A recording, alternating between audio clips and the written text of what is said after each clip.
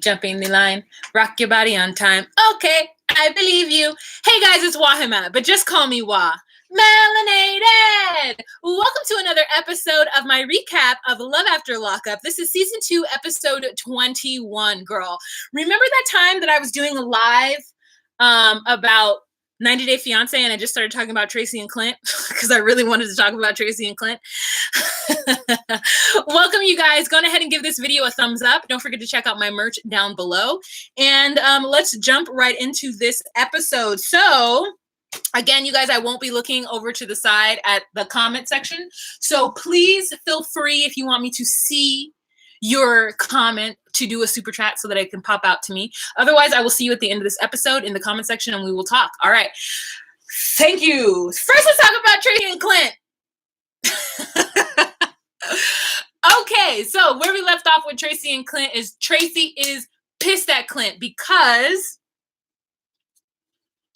she's kicking that, because he's gotten a fucking letter, text message from another woman. All right, so we're in the hotel room, and Clint is just being defensive. Like, I didn't sleep with her. We didn't touch each other. What's a big deal? And I guess in his mind, he feels like what she did to him with running off, and losing the car and, like, going back to prison and all that stuff, like, he feels like somehow it's not payback, but, like, she shouldn't be as upset because he didn't do something.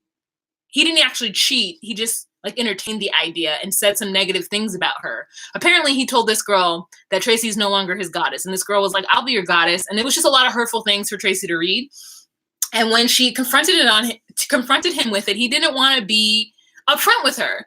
And then he freaked out. So when we catch them up later, I don't know if it's been hours later, but they have cooled down. Tracy is just like, okay, babe, you really hurt my feelings. And they're sitting separate, but I can already tell that they've made up or something. It doesn't feel at all like they just got into this rumble where he's kicking the door. I mean, this man kicked the door. He's gonna owe fees for this hotel room. And now they're just calm. And I'm just like, what just happened? What happened? So she's like, we're not using the jacuzzi. And he's just like, okay, whatever. And she's like, why did you tell her I'm not your goddess? And it's just they just went back and forth, but they weren't arguing anymore. It was kind of peaceful. And then she gets on the bed and she's like, I'm really sorry. I didn't mean to do that to you, but don't do that to me. And they hug on the bed. And then the camera pans to his nails and they just show us his disgusting nails again. I took video of it. Girl, I'm telling you, I was ready to film this video.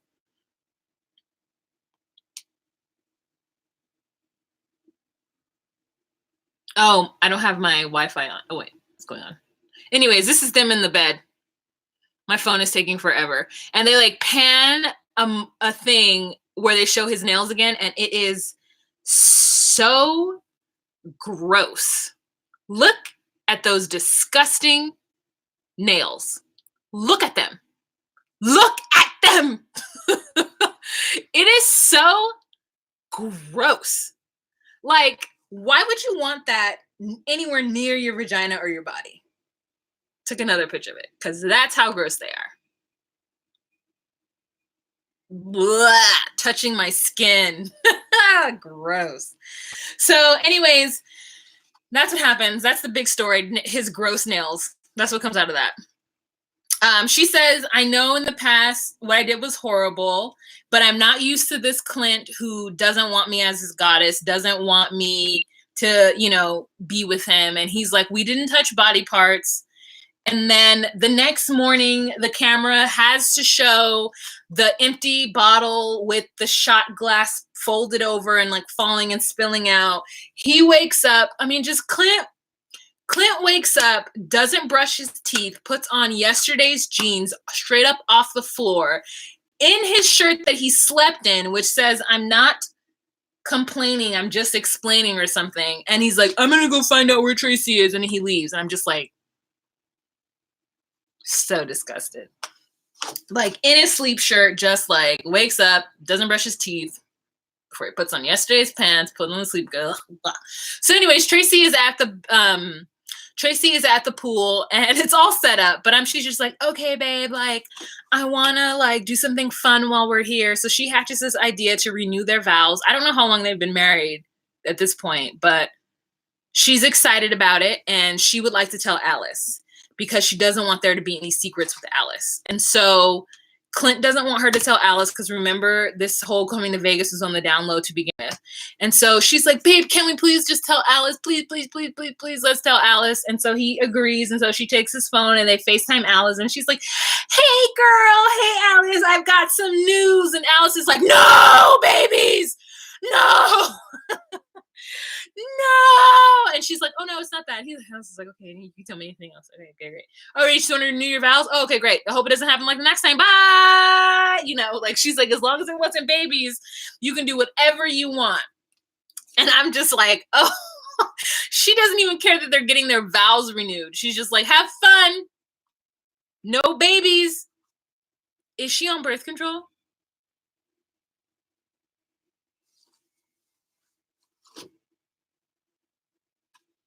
I'm just like thinking about it and I don't want to be thinking about it. There are 27 likes, 28 likes, and 109 people in this room. Can we get some more likes, please?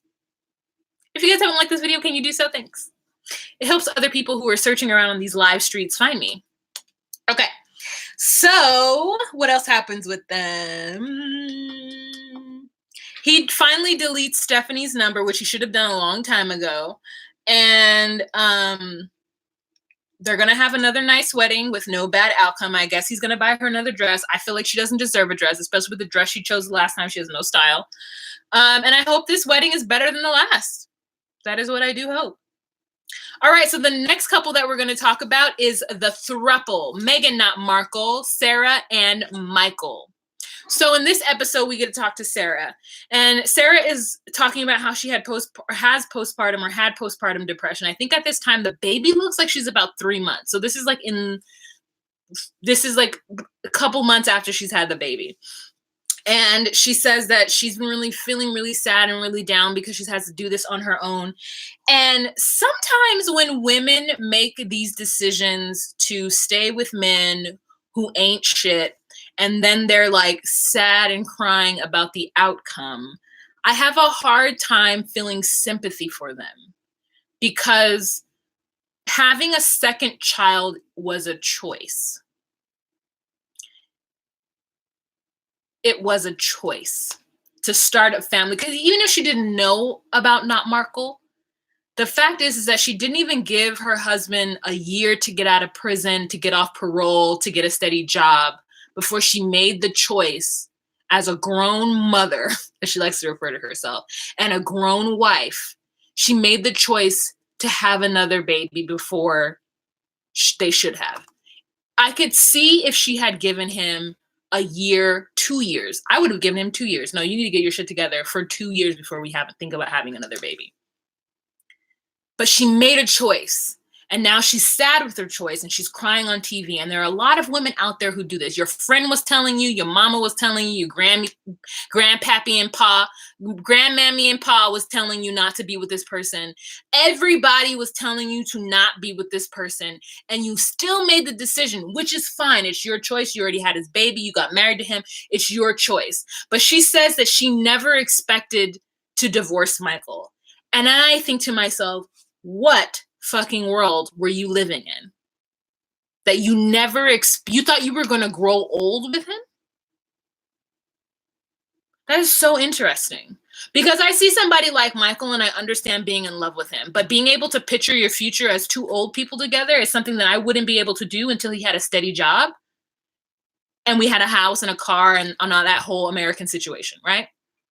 He had none of those things and you got pregnant again. So anyways, I have a hard time feeling sorry for her. So she's on her way to the divorce lawyer. And when she gets there, the divorce lawyer is like being a little extra. She's like, Michael can just come get those kids and you would have a hard time getting them back. And I'm like, why? Why could, if he goes and picks the kids up and then doesn't bring them back, why can't she do the same thing? Go to wherever, Tennessee, to Flint, Michigan and pick them up and bring them back. And then file for custody. Like this lawyer is putting all this like extra stuff in her mind. And she's just like, I want to deliver them to him. I want it to be amicable. I want us to work together. And the lawyer is like, well, what if he does this? I'm like, that nigga's not gonna do anything. He don't got no rights. He don't got no common sense. Like, he might try to do some stuff. He doesn't have any rights. He's not gonna do all the things that he needs to do. Okay, we already know it. If he isn't gonna talk to his parole officer to make sure that he's there for his child's birth, when she goes into action against him for a divorce or for custody, you know he's not gonna show up to the things that he needs to show up to. He ain't gonna show up. What? So anyways, the divorce lawyer was doing too much, which I guess is their job to do, but like whatever. I think that's why people end up having like shitty divorces or like crazy divorces, because these divorce lawyers be doing the most. And I know they're trying to get as much money so that they can charge their client, but still, it's dumb. She says that she's confused about her life, and then she goes to move forward with the divorce, and she says yes about it, and I'm happy for her. Then she goes to a coffee shop, meets up with Emmy, and they talk about the divorce too. And she says that she hasn't talked to Michael about it because she's worried that Michael is going to talk her out of it. And I think, how is that Negro going to talk you out of it, sis? He has disrespected you on national television in front of everybody. How is he going to convince you otherwise? She's like, I'm a strong woman and he doesn't respect me as the mother of his kids. And this is something I have to ask all of you mothers out there. What does that mean? Respect you as the mother of your kids. Like, I feel like a man needs to respect you as a woman and respect you as a partner. And like, yeah, respect you as the mother of your kids, but like, if y'all didn't plan on having these kids together, which it doesn't sound like these two planned anything. It sounds like Aviana happened and Rain happened. Like, there was no planning involved in this. You had kids when you knew you shouldn't have. She's 24 years old with 2 kids. So you didn't plan this, okay? But you didn't plan to get a divorce, which is so weird. So it's like, you're just not planning all over the place. I'm just like, how is he going to convince you? What would he say? Do you think you're Bonnie and Clyde? Like, what do you think you're going to do? How do people imagine that they're going to survive their lives without their family? No, and I know it happens, but I'm just not one of those people. I can't have my dad thinking I'm an idiot. Like, I just can't have him thinking that he failed and raised me wrong, that I don't have any self-esteem. I can't have him thinking that his progeny is like that way. I don't know. Let's see. Basically, I went to pick him up from jail. You want this drama? Oh, yeah. Okay, so now we move on to thruple. Not Markle. We're moving on to Megan now. So anyways, that was the conversation between her and Emmy. Emmy's happy that she's going to serve Michael, but she doesn't think that she should go herself. But she's like, I'm going to go take the kids to see him anyway. And so while I'm there, I just want to have him sign these papers. And I think that is a smart thing to do. And I hope that she doesn't, for some reason, lose her mind and allow her to... I hope she doesn't lose her mind and then decide that she's going to stay with him, because that shit doesn't make any sense. Was he going to say, oh, I'm not fucking with Megan anymore because she fucked with my homeboy, so now it's just me and you? I'm not going to be second fiddle. She thought she was going to be with him. She didn't plan on getting divorced. She feels like a failure. She feels like she wasn't a good enough wife. She wasn't. And I'm just like, girl, like, Michael isn't worth you. Like, okay. And this is a shitty thing to say. This is just where my mind is. Michael isn't shit, okay? Michael isn't worth you feeling like less of a woman over. Now, if Michael was a doctor, if Michael was somebody who you're just like, fuck, if only this could have worked out with him because he was a great provider, he's a good human being, he like did everything that he was to do, and I knew my life would have been happy and comfortable. Like, I could see her having second thoughts. But Michael wasn't gonna never, ever do shit for her. He was in jail for most of their relationship. Why do you think that you're not the right person, or that you didn't do everything? It's so sad that women get socialized to believe that they just need to be a good, strong woman. No. You are a human just like he is a human.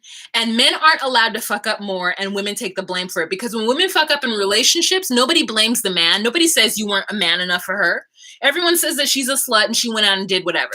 Like, so women need to stop beating themselves up for these ain't shit ass men. Okay? Michael's an ain't shit ass man. I could see if he was like prominent and like whatever, and then you felt that way. I could justify you. It's still wrong if you felt that way, but I could see you feeling that way. But like for somebody who ain't ever did shit for you and never done shit for you, but tell you some good words and hug you once in a while with his dirty ass nails, like what? No.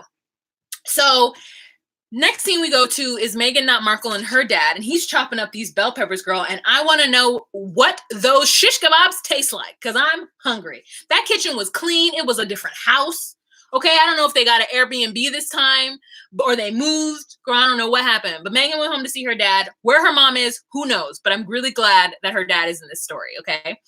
And so she's like, Dad, I have to tell you something. And so she tells him about Mike and them still talking and her going to Flint and like whatever. And he's like, oh, I want to talk to the dude. And she's like, what are you going to say? He's like, I got some things to say.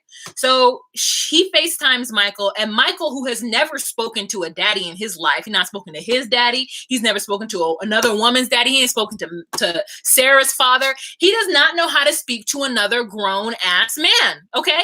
He does not. Because when you get there, thank you, Raw H. Thank you so much for the super chat. When you get on the phone with your girlfriend's dad and you just like, it's some private things between us two. Well, I guess, maybe, certainly, probably. I mean, I know I should have told her the truth, but I didn't. And that's where we at. Like, no. Oh my God. I could never have my dad have a conversation with that kind of fool. And I would have to coach him. I used to have to coach people when they came to my house. Friends. I'm like, when you get to my house, we're going straight to my dad and you're going to put your hand out and you're going to say, hi, Mr. Lino. My name is Sarah. That's what you're going to say. Okay. And if you ever want to come back here, you will do that every single time you come to my house. You know what my friends do? My friends who I grew up with knew they had to go find my dad or my mom, wherever they were, knock on the door. Hi, Mrs. Lino.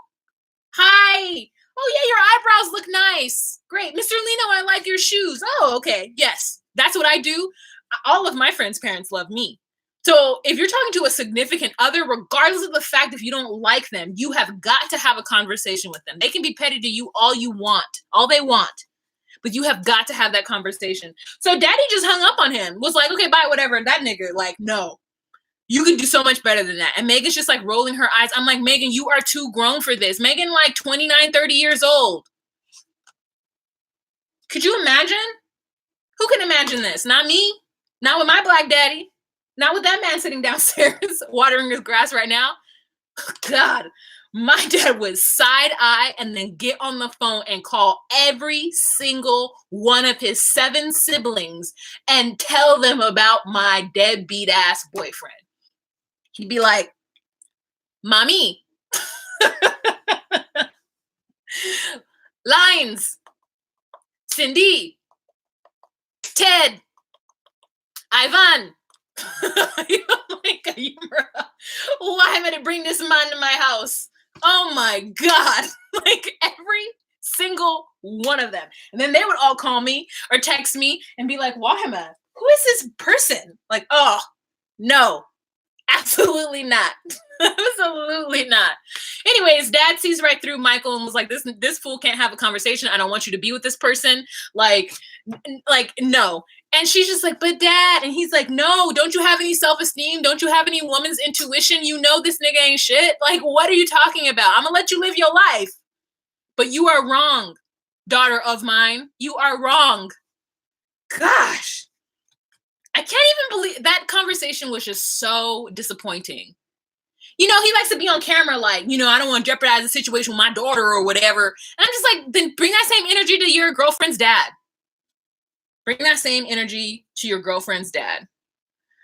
All right, you guys. So that is it for the throuple. I'm going to save the best for last. Okay, I gotta save the best for last. So the next couple that we're gonna talk about is Lamar and Andrea. Okay, so in this episode, they are on their way to Utah. It is just Lamar and it's just Andrea in the car. They left the kids at home, and they get in front of the Utah sign, and Andrea's acting like she'd never seen nothing sweeter than the sign of Utah. Which I guess I would feel the same way if there was a California sign. I'd be like, Cali all day, girl, Cali all day. And so she gets out, they take a picture, and Lamar is appeasing her. Lamar's like, I want to see what this situation is about. I'm about to go meet her people, and it's gonna be cool. So they get to the house, sis. They get to the house, okay? There's only one other girl in there. That's Danielle. That's Andrea's homegirl who's black. And then all the rest of them are the white Mormons, okay? So then the men are outside, and then there is this one man. I'm just gonna, okay, wait. I think I'm getting ahead of myself because this is a good one too. I was gonna do reenactments for this and for Brittany, and I just can't. Okay, anyways, so like they get to the house and Lamar's just meeting everybody and he's saying what's up to the people who came to the wedding, and everyone's like, oh, Lamar. And then one of the friends says, you know what, if I didn't know about Lamar's history, I would never know that he had just come out of prison, 18 years, blah, blah, blah. And I was like, you know what, it is right. Lamar is relatively acclimated and was ready to come out and be a human being, right? That's because he was on drugs and shit, So he says hi to everybody. He goes to see Danielle, and Danielle and friend put in a position and wants them to talk to him about staying in Utah. I don't know why Andre thinks that this man is going to want to be in this neighborhood, because even before they get to the party, they're walking around and Lamar is like, these white people are looking out their windows wondering who we are and why we're walking around their neighborhood. And she's like, you need to give these white people a chance. And I'm like, a chance to do what? String you up? Call the police? Girl, don't give people a chance to do nothing. You don't know what they're about to do. Anyways, so they get into this house, and this woman, I don't know which friend it is, decides that she gonna make chitlins. My whole body.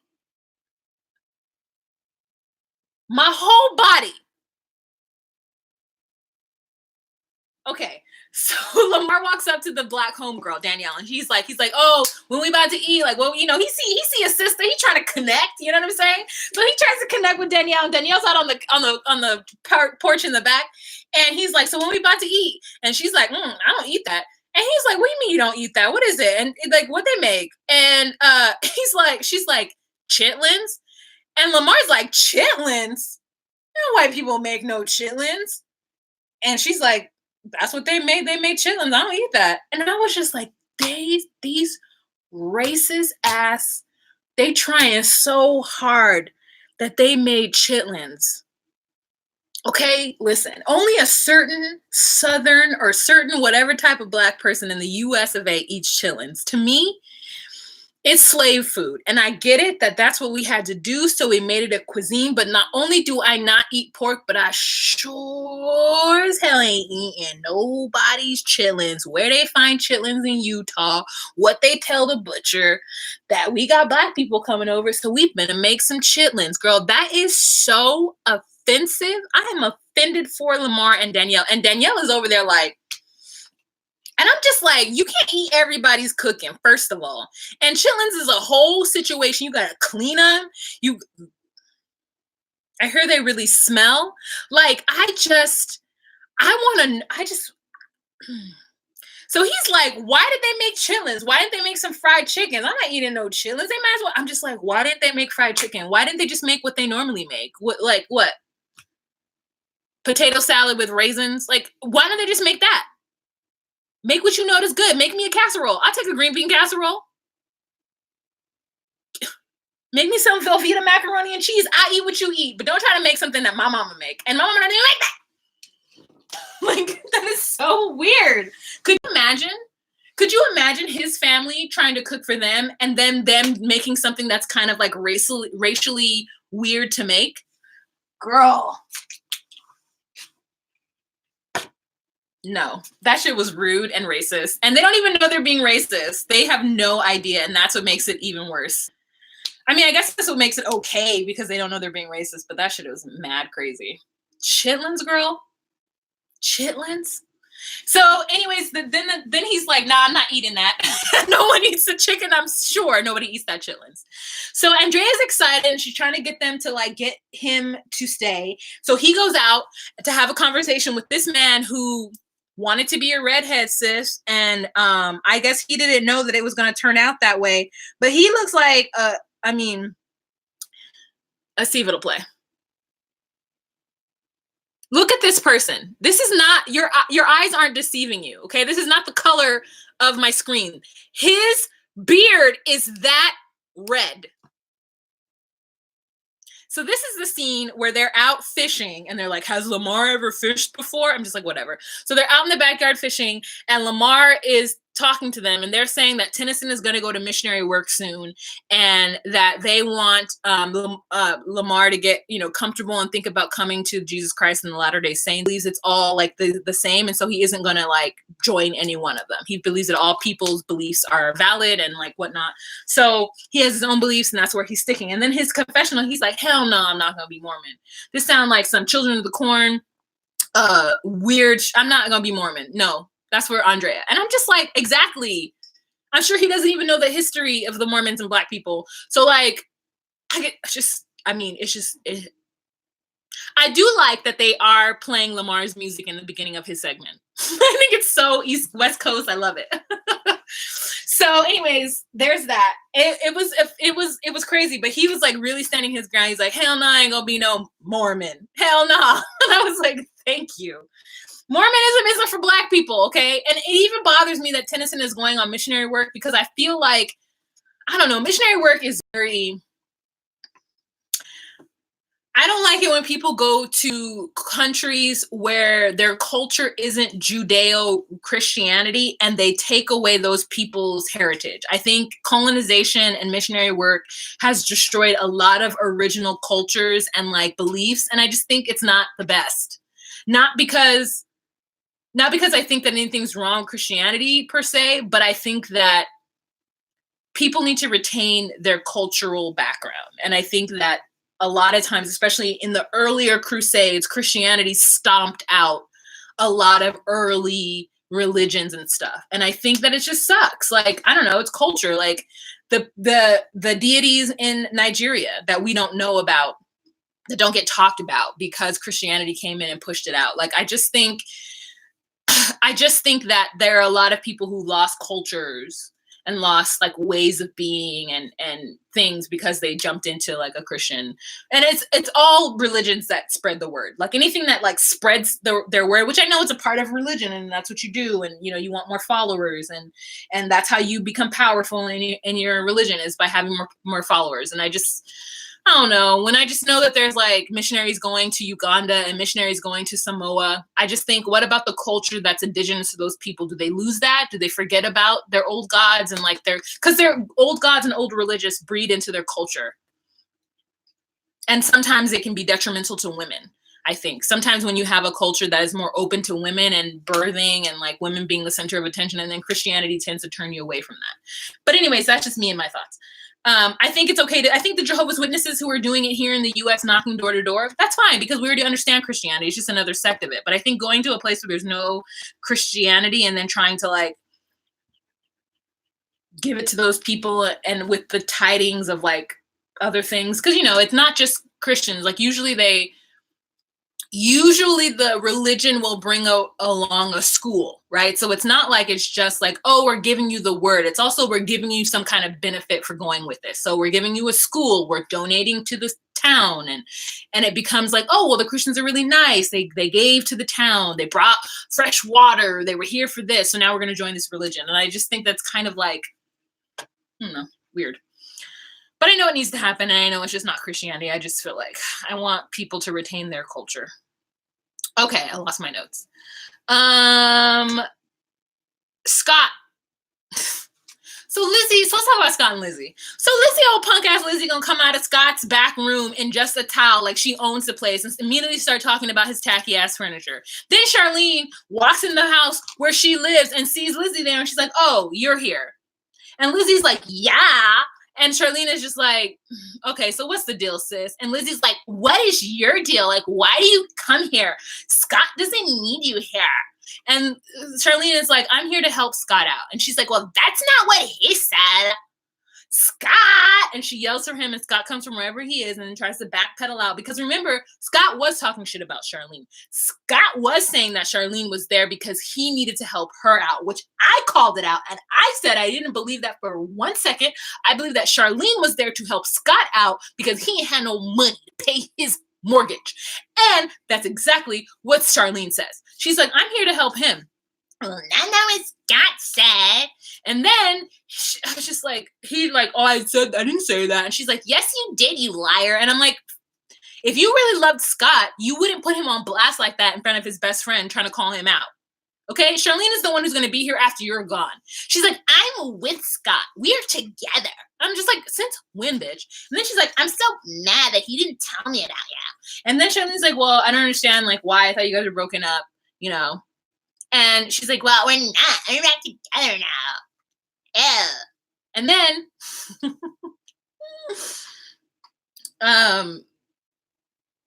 Charlene suggests a drug test. She's like, well, I think you need to have a drug test. And she's like, well, I'll take a drug test, but he needs to take a drug test.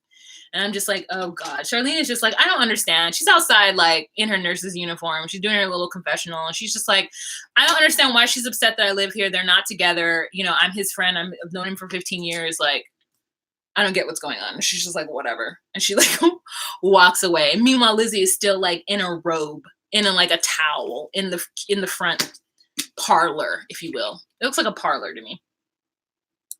Have a ring.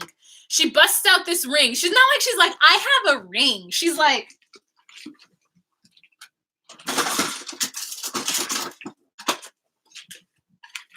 you see this? I have a ring. I'm like, bitch, you had to go through, like, all of your bags. You had to open up your suitcase and go through your makeup bag, and then in that bag, you pulled out a ring. Like, girl, you didn't have this ring on your finger. I have a ring. I have a ring. Oh, God. Okay. Now we're moving on to the best for last. So, girl, Marcelino and Brittany, y'all. I literally, this is what I looked like when it was happening.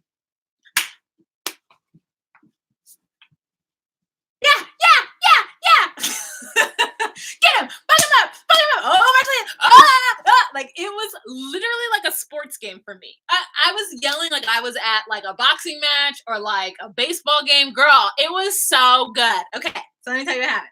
And I was going to do a whole thing, girl. I wrote a script and everything. Oh, girl, she wrote a script and everything. Okay. So first of all, the music, okay? The music with Brittany and Marcelino's got him looking like a badass, okay? Then he goes to have an amicable meeting with Tito. And so, so he sits down with Tito. Tito lets him in. Camera's all set up, so they already knew what was happening. So producers and Marcelino and Tito decided to have a conversation without Brittany being aware of it. Number one, you should know that. Brittany was not aware of this conversation that they were going to have. And they sit down and, you know, Tito was like, so, you know, man, what you doing here? Like, what are we talking about? And Marcelino's like, I feel like man to man, we should be able to have a conversation. And Tito's like, okay, so what's going on? You know, we can talk. Let's talk. And then Marcelino says, first and foremost, this is about Giovanni.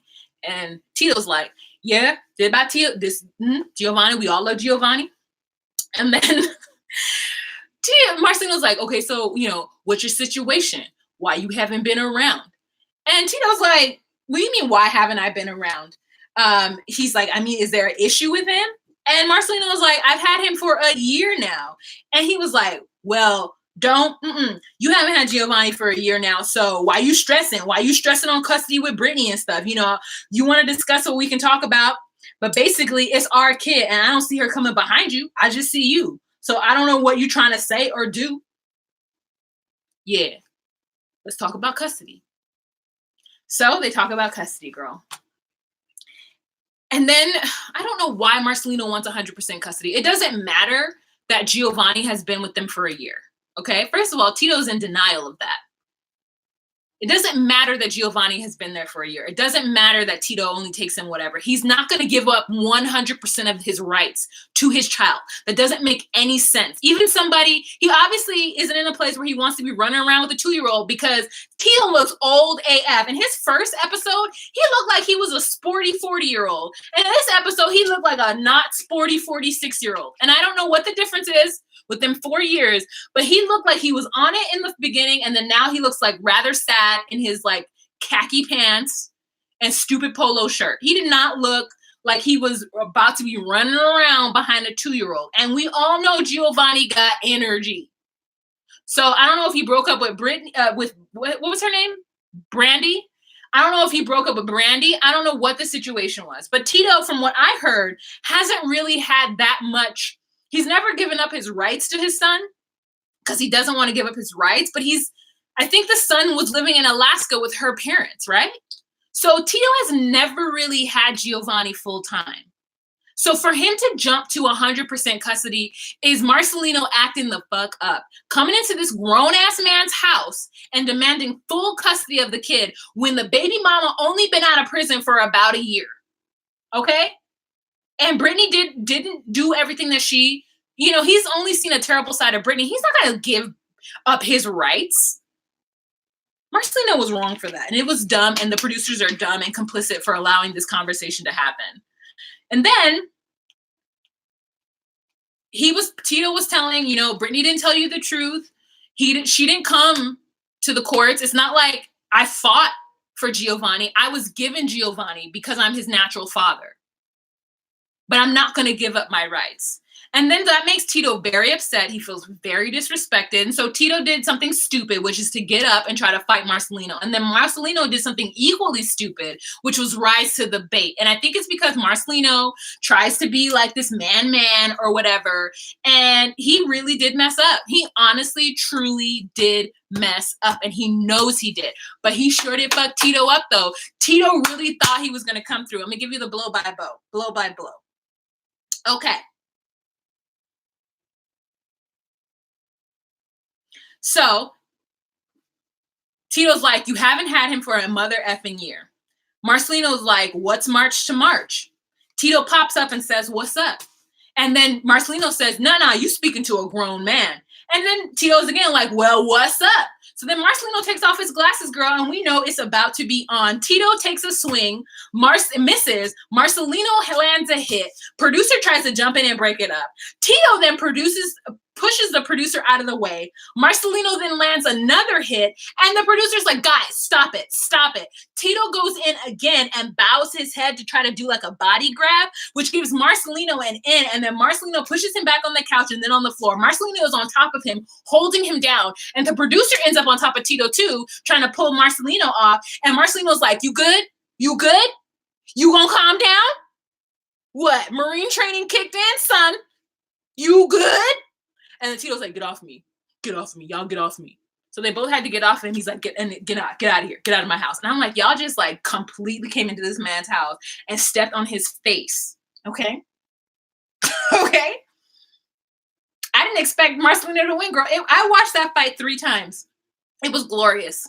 Okay. So then Marcelino's shirt is all ripped up. He walks out of the house. He's like, damn, I fucked up. And we're just like, damn, Marcelino. Marcelino gets to the house. Brittany comes out the house in her fuzzy slippers and some sweats. And she was like, what the fuck did y'all do? What did y'all do? Y'all think this is a game? She cusses out the producer. She cusses out Marcelino. She's like, give me my baby. Take him in the house. She grabbed the dog by the nape of the neck. All of a sudden, Brittany is like, oh no, you all think this is a game, girl? She's not even mic'd up. She has no mic on her. She was not ready for this. She's like, y'all think this is a game? Now he's saying he's gonna call the police. Y'all think this is a game? He's calling for Giovanni to come home and come to him right now. What are you guys doing? I was mad with her. She came out of the house, girl, in slippers and sweats.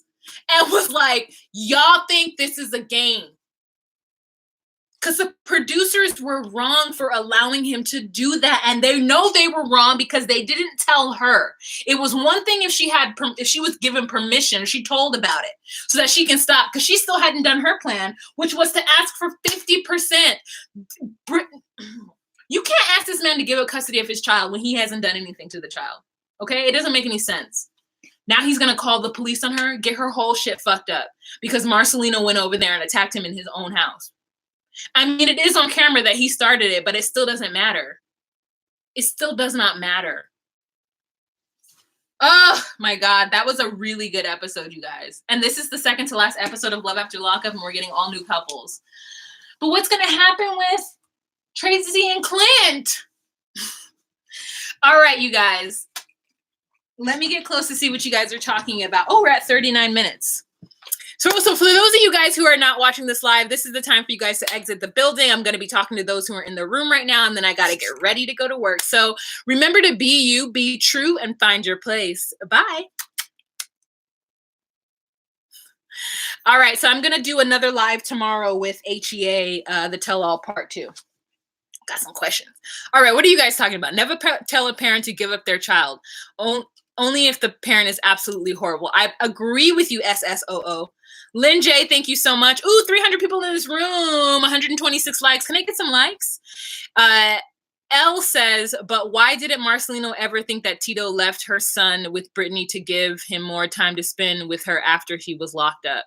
I mean, I guess the thing is that I'm not quite sure what you're saying, but I think you're saying that why aren't they assuming that the reason why Tito hasn't been around was to give Brittany time with Giovanni? The thing is, though, it doesn't matter. I don't think that it's about giving her time. Like, that's his son. I don't care if my son, if I married somebody, if I was with somebody and then he went to prison and then he comes out of prison, I wouldn't just give my son to him to get to know him. Like, you could have him like 3 days out of the week, but you can't have him for a full year where I'm taking him like, he's not even taking him every weekend. That's the thing. Like, he hasn't really been over there. All the couples have annoyed me now by doing stupid shit. Yeah, Tito going through, maybe it's about child support, but Marcelino said that it's not about child support, that he's fine and that Giovanni is taken care of.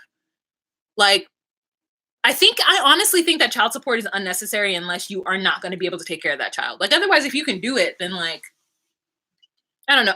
Here's the deal with me. I'm not one to fight over money unless I need it. Like, if I give somebody money, I'm giving it to them because I have it to give and not to receive back. Like, I don't let people borrow money. Like, I'm very like cut and dry when it comes to money stuff. If I don't need money from you, I don't want it unless I'm like saving it for the kid. So Marcelino wants more food stamps. They get food stamps? Maybe. Tito and Marcelino equal 2 alpha males in the room. I really want to believe that the producers told Marcelino to say that because I just can't fathom how he could really thought he ever had a chance of getting 100% custody. Yeah. Yep. I don't understand how you would think so either. It seems like real crazy. Lugai says, I love Waz's other short hair and her wigs. Oh, thanks, Lugai. Hannah says, thank you, Mary May. Thank you, love from Oregon. Thank you so much. I appreciate the super chat. Bailey says, oof, he did bad because probably there's going to be the video as footage against both Brittany and Marcelino. Probably. Tito Def had no eye contact. Weird drugs. I thought something was up with Tito too. I thought something was up with him too. He doesn't look good. He doesn't look the way he did in the first time we saw him. By the way, has anybody figured out who the F Stephanie was? I really need her at. No, I don't care. Cindy says, LOL, frankly, that's totally crazy. Tito is the father. 50-50 is appropriate. I agree. Arian says, I think Tito is just mad because that shit would make me mad. Yep. He was. Marcelino was wrong. Marcelino was wrong for going over there. Absolutely. He was also wrong for entertaining the fight. Was Tito using with Brittany? No, as far as we knew, he wasn't. That he just had like the drugs. Like he was just like a dealer or something. But I figure you have to be because you can't. I don't know. I know there might be people who do get with people who are on drugs, but like, why would you do? Yeah, I wouldn't be with somebody who like was on drugs. What if Tito is sick? He could have been. I don't know. I feel bad for Brittany. That's a mess. Marcelino's projecting his childhood issues onto Giovanni. I agree with you, Jesse. He was saying that the reason why he wanted to get 100% full custody is so that there's no confusion because it can cause confusion down the line for Giovanni. And I'm like, no. Giovanni still needs to have access to his dad, and his dad needs to have some kind of rights and say over him. Have you seen Brittany and Lizzie's YouTube channel? I've seen Lizzie's. I haven't watched Brittany. I'm not into like seeing the couples outside of the show. People often like send me spoilers or talk about spoilers, and I'm just not interested in it because I feel like it's a little too much for me to be invested into strangers. Yeah. Like, it's a little too much. I don't know. Like, I don't even like the pictures of my favorite people on Instagram because I don't want people to know that I like them. I'm very weird with that. Like, I'm very stingy with my likes. Tito has been caring for the baby all these years, so why would Marcelino want? Tito hasn't been caring for the baby for all those years. The baby went to go live with her parents. I think Tito was giving Brittany time to reconnect, or he was taking a break. I mean, a year? Like, I just don't, like I said, like, I get what you guys are saying, but I think that you then would have him 3 days out of the week. You know, 3 days out of the week is what you would have him. Because if it were my kid, I wouldn't just give the kid to the parent and be like, I'm out. I disagree a little when it comes to Tito. He can't be a father at his convenience. I agree with you, Renee, but I think it's fighting words to say to give up your rights. Like, give up your rights is like crazy to me. Like, that's if you're a terrible, terrible parent. But just kind of an absent parent, because think about it. If Tito, like, I know a lot of women who have had kids with like idiots who they don't like, but they've never, and the idiot has never really taken care of them. The idiot has never done anything, but to go to that person and tell them to give up their rights is fighting words. Like, people, even though that they are wrong and them not taking care of their kid, like, you're opening up another can of worms to be asking them to give up their rights. Like, her whole plan was to say 50-50, because what it is right now is that Brittany doesn't have any rights to Giovanni. Tito has 100% custody. And Giovanni is only living with Brittany and Marcelino based on his, there's a turn of phrase, on his guidance. That's not the right thing, but there's a turn of phrase that uses that. So it's like, and also in Tito's mind, he says that they haven't had him for a year. So regardless of if that's true or not, I'm more inclined to believe Marcelino when Marcelino says that he's had him for a year. I'm more inclined to believe Marcelino, but in Tito's mind, that's not true, right? So Tito's already not taking care of his son. He hasn't really been taking care of him for his first 2.5 years of life. So for them to ask for 100% custody is crazy. She needs to ask for 50% custody. And then when he isn't there, then maybe ask for it. Maybe when he's gone for 2 years and the boy hasn't seen him, then we can do that. But like 100% custody when they live in the same city, and Giovanni has only been with Brittany based on Tito's benevolency to allow her to have him, that's a part that I think we're not thinking about. Brittany has no rights to Giovanni right now. So for her to ask for 100% after she's only been out of prison for 1 year is crazy. It's crazy. And so she understands what she needs to do. We don't know that Tito hasn't done or hasn't done. This show is games. Okay. But that still doesn't make oh, goodwill. Yeah, Cindy, thank you. Like, it still doesn't discredit my point that it's crazy for them to ask for 100% custody. Like, in his mind, he has been taking care of his son. So you can't ask somebody who believes that to give up. You can't even ask somebody who's not even around to give up 100% custody. Those people aren't going to do it. So you're creating drama. Hey, Tito looks like he is a user. I mean, I don't know. He just looked sick. Hey, girl. You changed your name. J. Delawicious. You changed your name, girl. Jersey. He does look like he's using, but like, I don't, Thanks, Cindy. Like, even if we're all wrong about Tito's involvement, even if Marcelino is lying about how much Tito has had him, like, it's crazy to ask for 100%. I did, LOL. That was a good try. All right, you guys, we've been here for 49 minutes. It is time for me to go. But I want to thank you guys so much for being here with me today. You guys are lovely. I'm going to go live again tomorrow. Tomorrow is Wednesday. So I'm doing morning tea tomorrow live at noon. And then I'm going to stop and come back on and do the tell-all. Okay. So it's going to be another like almost 2-hour event with me. Aren't you so excited? And then I'm going to get back on it for Friday and Saturday and Sunday. I promise you. I just had things to do and I got my hair done. It's been hurting me. And then I had to get my nails done. Like it's a lot. I had to like do some personal stuff. And when I only have 2 days to get these videos up and out, it's hard if I have any kind of errands to run. So thank you guys for understanding. All right, you guys, it's been fantastic hanging out with you guys. I hope you guys have a great week. I will see you tomorrow. Thank you so much for watching. Bye.